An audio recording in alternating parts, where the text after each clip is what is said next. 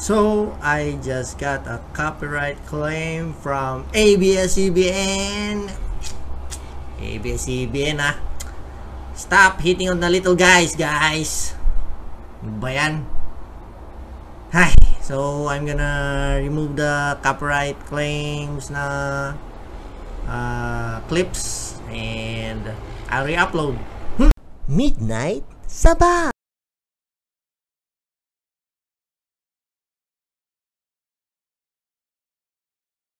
Welcome po sa another episode ng Midnight Sabaw. And tonight, 5th week of La Luna Sangre. yes, bilis lang ano? Yes. Parang hindi mo kalahin, 5th week na pala. Parang dami na nangyari na ano na ako ng information. So, let's start with positive, yung fight scene sa huli. Okay. Well done, yung mga parang Brad Pitt na talon. No, don't tell me. Don't tell. Troy. Yeah. Maganda. Yung mga fight scenes nila, well choreographed. Yung mga vampires din. Maayos na yung pagka-set up dun sa laban. Si Albert Martinez, may mga funny fighter na. Or Drunken Master. Drunken Master. So, fight scene!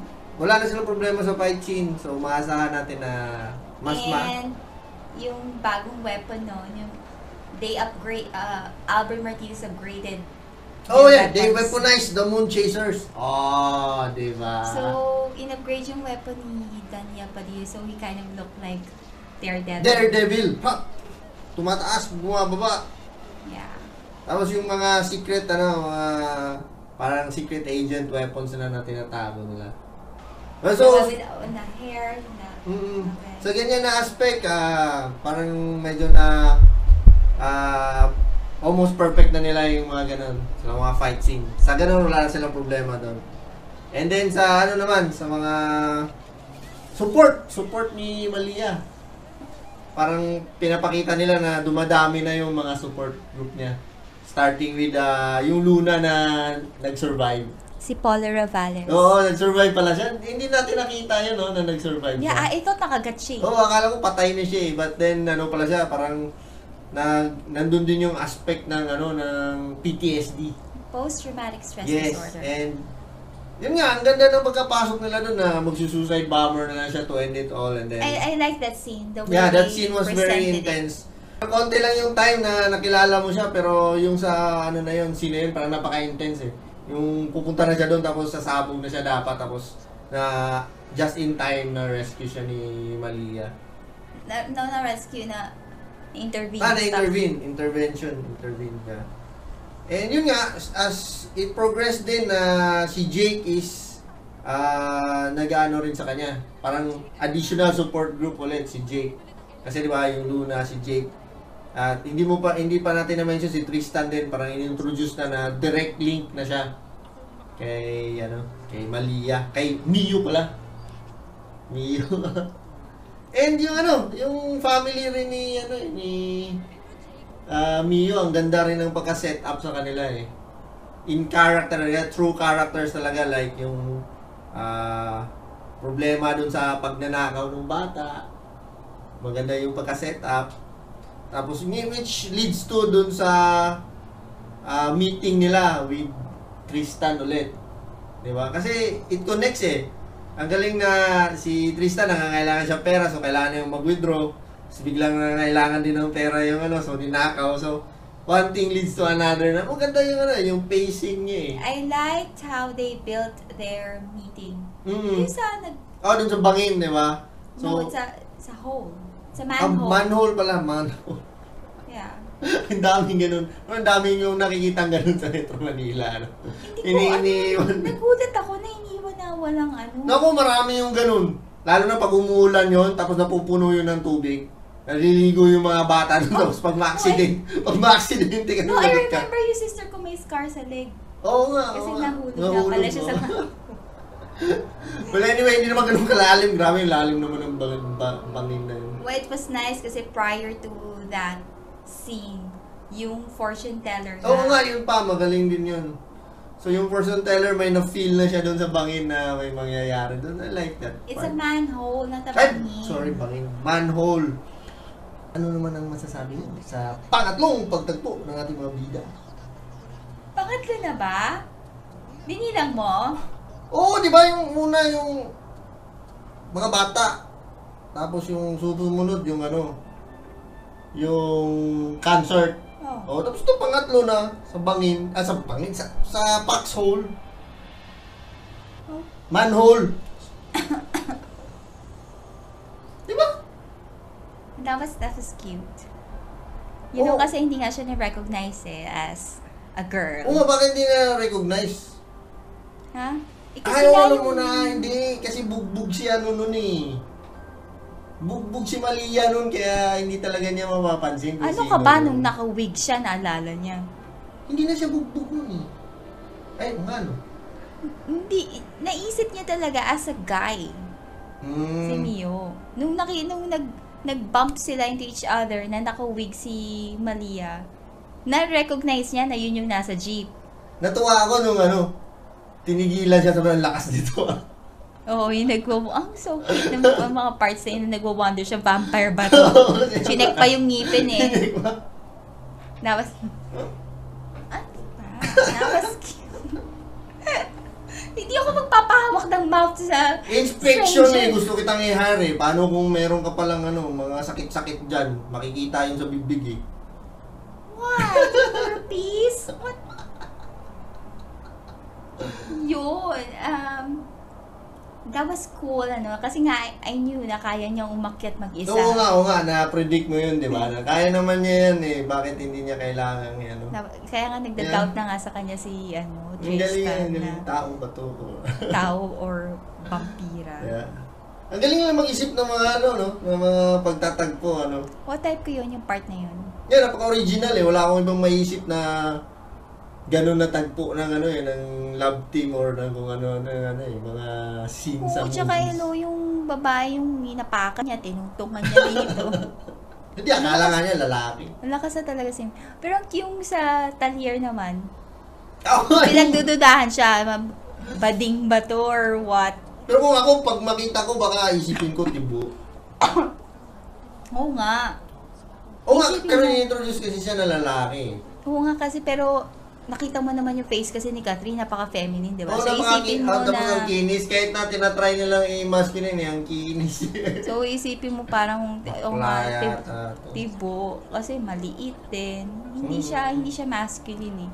Pero yun nga, because siguro malagkit yung tingin niya kay Tristan na Oo pagkamanatili nga. siyang bakla. Malagkit ba tingin mo sa akin? Parang hindi na yata ako. Hindi. Hindi malagkit. Hindi malagkit. Kay Richard, medyo malagkit. Oo nga, pag tumitingin ka kay Richard eh. Yung ano mo kay Richard eh, may HD ka dun Oh eh. my gosh, ang gwapo ni Richard. Sinasabi ko lang, I'm just observing. Well, alam mo, minsan pag nakikita ko si Daniel Padilla, may pagka-feminine din pala yun niya, no? Ang kinis din kasi niya, no? Oh. Eh, Pag- syempre, artista sila, alagang-alaga yung balat nila. Hindi, I mean kasi pag tingnan mo si Jake, artista din naman yun. Pero pag nakikita ko, masyado siyang haggard eh. Diba? Haggard yung mga features niya. Pero tingnan mo si, may pagka... Babyface. Babyface. Oo. Ayun, babyface si Daniel Padilla. Pag nakikita ko siya. But anyway, bakit kaya walang nangyari yun sa nila, ha? Holding hands sila.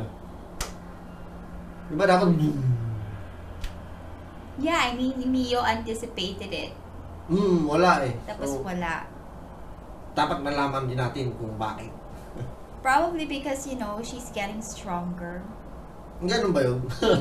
I don't know. Well, anyway, Well, dun kasi doon sa, yung sa cards ng fortune teller. nga, parang hindi, tsaka yung sa sa prophecy na para mamamatay muna si Malia or something. What? Really? Oo, mayroon din parang may resurrection na mangyayari. So, abangan din natin yun. Well, I guess that was some kind of a metaphor na namatay muna si Malia. This is a new character, it's Mio. Oo nga, Mio. Pwede din yun. So, ano sabi mo naman kay Biruska? At ang kanyang hybrid enemy. kasi, nung time na kinagat yung ano niya, yung traitor, no? Oo. Gusto ko na kasi napatayin niya. While she was transforming. Bakit mo pahintayin na mag-transform? So, mabait pa pala si Juruska sa'yo. Kasi nasa iisa lang kayo, nasa enclosed space kayo eh, di ba? And you would be sharing this space with this monster, a hybrid. Actually, so, patayin mo na. Hindi ko alam yun na ano pala, ganun lang pala yun na... They talked about Oo nga, pero nawala sa isip ko na ganun pala yun, kaya hindi ka dapat mag-hybrid. Kasi, yun nga, huwag mong kagatin yung lobo or else kakaproblema ka. Eh nga yung sabi ko na while nagtitransform, patayin mo na. So now, she has this blood in her hands. No, kasi si Supremo is playing with her eh.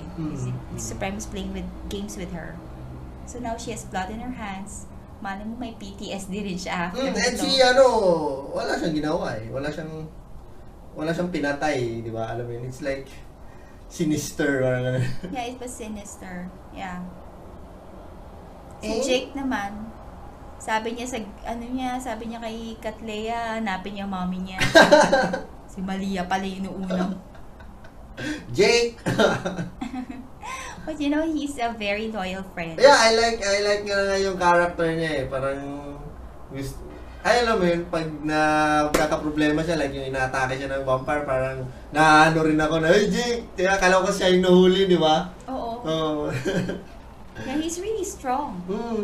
Napaganda nila si Jake kasi nung simula, ayoko kay Jake eh. I'm rooting for Jake. Oo, Jake na ako ngayon eh. And na-connect nila si yung dati niyang dalawang friends dito sa future. What happened to Nognog? Cute-cute pa naman ako kay Nognog. Bakit nawala yung cuteness ni Nognog? Yung cute-cute ni Nognog. Kamukha niya si lumiit na Robert Ortega. I feel bad for Luningning. Kasi nakagat siya? Oo. Hindi, yun nga. That was traumatic. Baka yun nga yung magiging alay nila na vampire. Diba? Kasi gusto ko magkakaroon ng alay na vampire moon chasers eh. Okay. Diba? Speaking of Luningning nga, Cristel, her name is Cristel, right? Yeah, Cristel Fulgar. Yeah, she's a good actress. Yan, papaniwala ka ba na Dota player at Dato player siya? Sa mga Dota players, ha? Kung tuwa naman tayo, no? Hindi, feel ko yung pag-acting niya.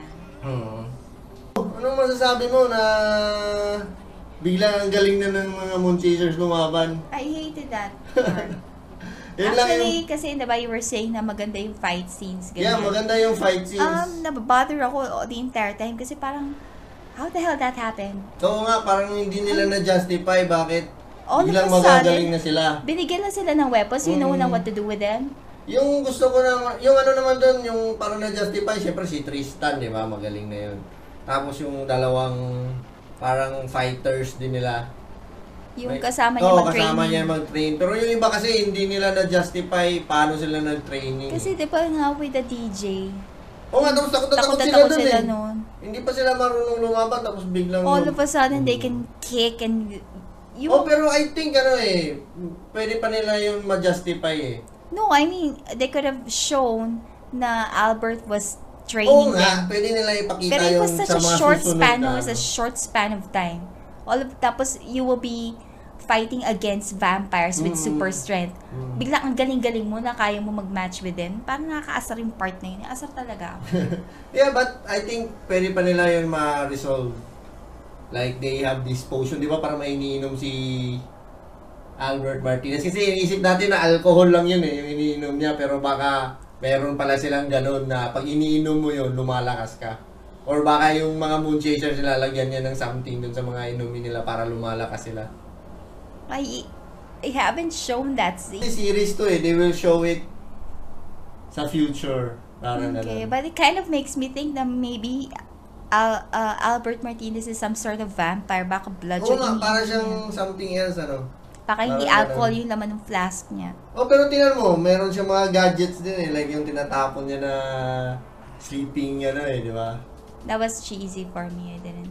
Yeah, but parang yun yung sineset up nila na there's something with him eh. Like yun nga, yung sinasabi ko, baka meron siya mga potions or something para Well, he has pampalakas. stuff. I mean, he has this gun that's Mm, specialized mm. for vampires. Yeah. Well, speaking of Moon Chasers pa rin, hindi ko feel, with their new director. They have this new director. The old director, Yeah, si yeah. Kathy Garcia. For some reason, hindi na siya yung director. And I like that director. Now, this new director, hindi ko siya masyado feel is. Especially pag Moon Chasers na part, na kailangan mag-zoom. Ay, mukha! Asar! Well, sa simula din na ano. It's really annoying. Nasanay na ako. Zoom. Every time na Moon Chasers yung scene, iisa-isahin mo yung Moon Chasers, mag-zoom mo. Kakapikon. I mean, you can do it like once or twice. Pero Hindi, tingnan mo sa scene, later part naman, tinanggal din niya. Siguro may nagsabi sa kanya. natigilan niya na yung kalokohan niya. Kakaasar. Kaya yun mga episode 1 to 3 lang yata yun, or 1 and 2. 21 to 20. Ay, hindi, yung 1 and 2 ng fifth week. Oo. Yeah. It's just a small detail, but if you watch this episode on the marathon, it's Yeah. annoying. Well, at least isa pala, bago tayo magtapos, si Jake initiative na. Di, basurero ka, di ba? Di ba? So, pag basurero ka, hindi ka madedetect. Hindi ko naisip yun, Kasi lagi kong naisip, magtatago ka sa basurahan, Dali mo na. Dahil na. Yeah. At dyan po, nagwawakas ang aming Midnight Sabaw. Lalo na Sangre episodes 21 to 25. At paalala lang, kung meron kayong mga army dyan na lulusob sa amin, walang bahala. Punta lang kayo, atake lang. Punta pa kayo sa Marawi, wala kami pakialam. I don't... Signing off. That's weird. If you like this video and want to see more, Please share, like, and subscribe. you can also follow us on Instagram, Twitter, or like us on Facebook. Huwag kalimutan, Midnight Sabaw. Midnight Sabaw.